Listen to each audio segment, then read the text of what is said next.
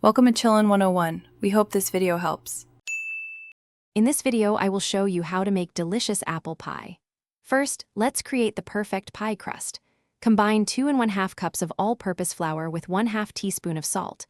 Cut in 1 cup of cold, unsalted butter until crumbly. Gradually add 1/2 cup of ice water, mixing until the dough just comes together.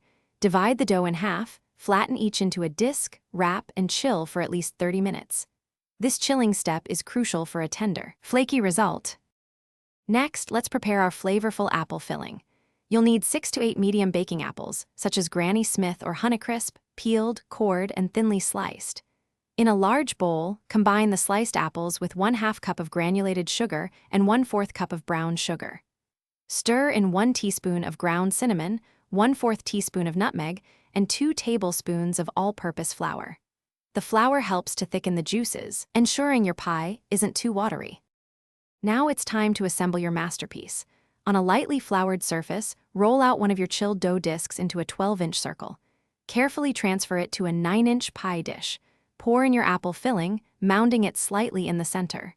Roll out the second dough disc and place it over the apples. Trim any excess dough, then crimp the edges to seal. Don't forget to cut several small slits in the top crust for steam to escape during baking. Finally, let's bake and enjoy your delicious apple pie. Preheat your oven to 425 degrees Fahrenheit.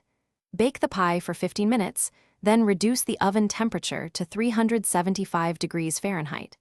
Continue baking for another 45 to 55 minutes, or until the crust is golden brown and the filling is bubbly.